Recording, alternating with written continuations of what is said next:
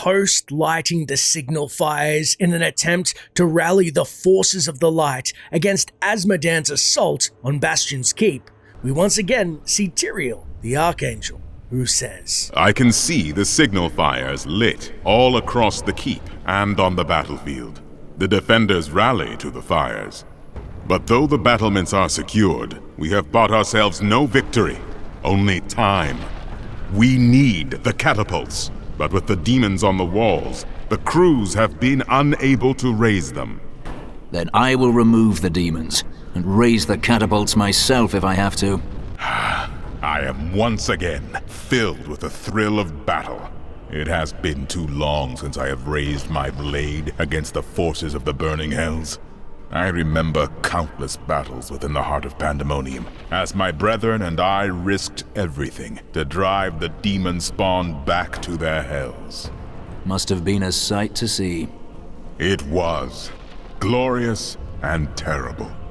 We waged our eternal conflict since the light first broke upon creation. But now, for the first time, it feels as if its end is in sight. Indeed, it does seem as if the conflict will finally come to an end, but will the light or the forces of darkness victor? Half of the weapons in this heap are covered in rust. What has the quartermaster been doing with his time? Fighting alongside us for days, you fool. Even with the signal fires lit, the soldiers are fatigued. There's 100 other places the demons could come at us. From below, for instance. You mean up through the keep? The fortifications are even tougher down there. If the enemies broke in from below, then Leah and Adria would be susceptible.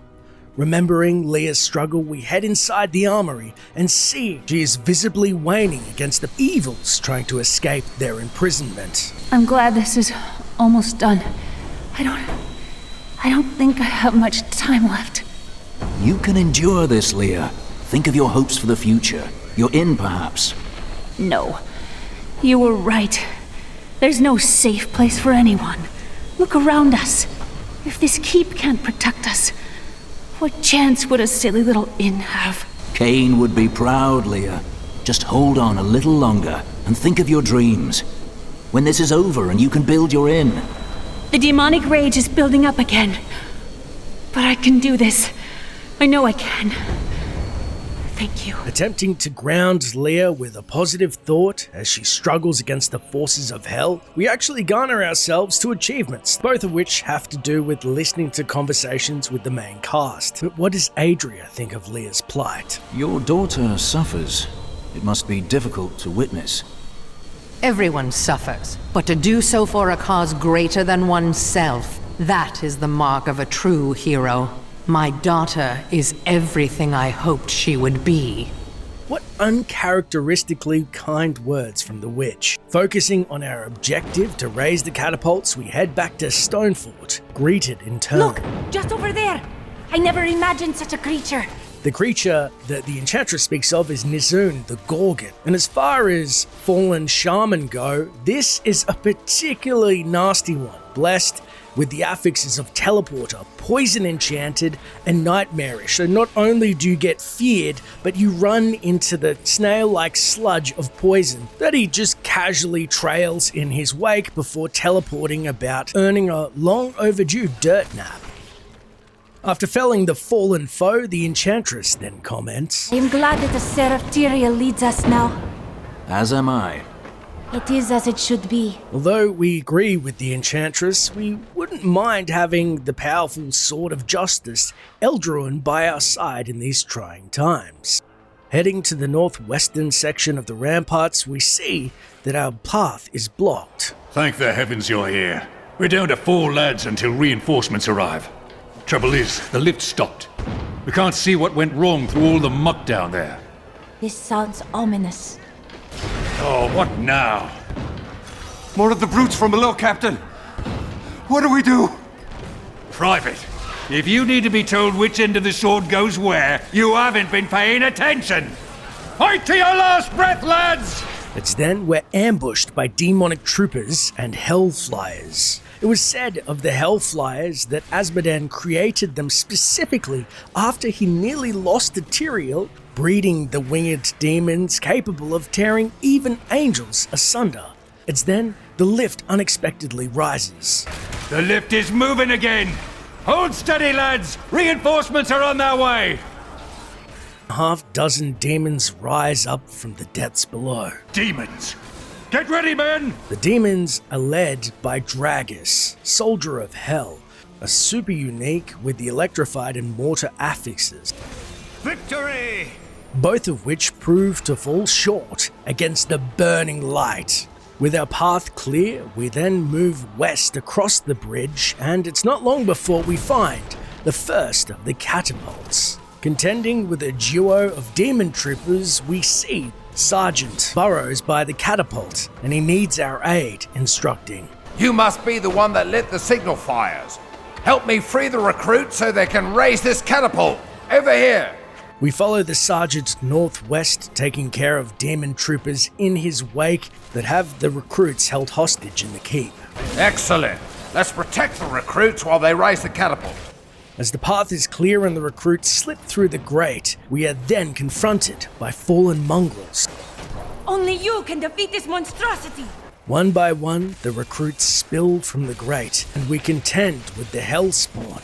However, their numbers seem to be unending, and wouldn't you know, they had a plethora of affixes including Mortar, Vortex, Poison Enchanted, and Thunderstorm.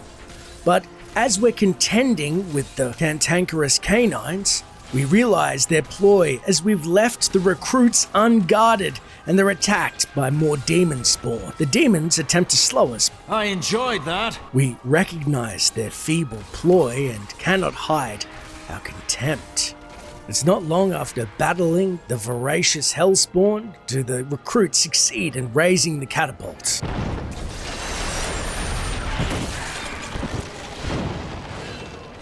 Sergeant Burrows turns to us and thanks. With the fires lit and the catapults firing on the battlefield, Bastion's keep just might hold.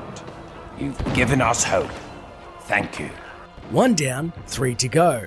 Heading to the second catapult, it's then the Enchantress warns. The demon's presence has grown stronger. I can see them everywhere. They are angry now. Leah seemed so weary. I hope that she is holding on. We will visit her soon. Worrying about Leah's strength and state of mind, meteors rain down upon us. Time is not our friend. Heading up some stairs and breaking down a flimsy barricade, we see Lieutenant Lavale, who says, Scouts report that more of those wretched demon hellbearers will be here any moment. The soldiers need to be protected. The platform will rise more quickly if we don't lose men. The recruits then enter from a gate in the northeast and were required to defend them, this time against Azmodan's mighty hellbearers. As the recruits get to work, we prepare for the onslaught. The hellbearers are colossal demons originating straight from the depths of hell.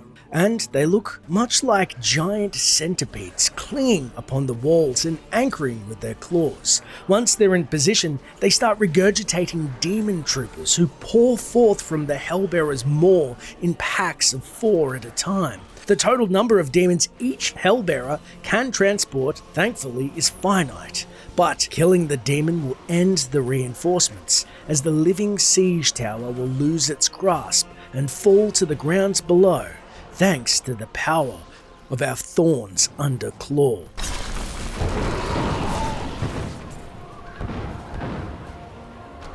Thanks to your help, we can finally get these catapults firing on the demons on the battlefield. The soldiers out there have a chance now. Moving between the ramparts, we have but one catapult to find as the fallen begin to flank us. And as we destroy their forces, we find something totally unexpected, not on one of the shaman, but instead the final underling.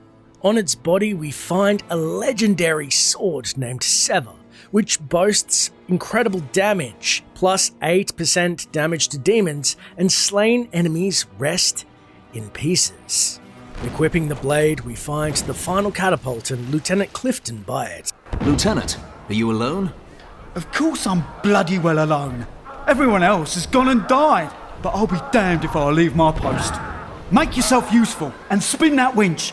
Blizzard's credit, this quest actually features 3 different ways to help people with catapults, breaking up the monotony of the actual quest. If you forget to turn the catapults, Lieutenant Clifton will have some choice words for you. Oh, my mistake. I thought you came over here to help lift this catapult. I didn't realise you were here for the bloody scenery. I can't believe you're making me do this on my own. Stay calm. We will aid you when we are ready. Successfully defending the cranky lieutenant from the monster's attack, he then will implore. Damn! I promised Captain Hell I'd watch my temper. Do me a favour, and don't mention that I shouted at you a little, alright? Promising to keep the secret between us, we then portal back to Bastion's keep and have an unexpected visitor. While you tinkered with your paltry catapults, my demons breached the depths of your keep. Once they've claimed the Black Soul Stone for me, your entire world will burn. It's as we feared. Leah is in trouble, and we have a promise to keep. Not just to defend her, as she is the key to containing evil within the Soul Stone, but also her dream of an inn when it's all over.